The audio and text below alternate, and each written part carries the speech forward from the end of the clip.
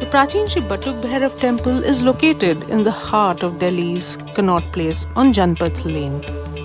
This temple was constructed in the year 1724 and predates the Jantar Mantar Observatory. Both the structures were constructed by Sawai Jai Singh II of Amir, who incidentally is also the founder of the Pink City of Jaipur, which he turned into his capital.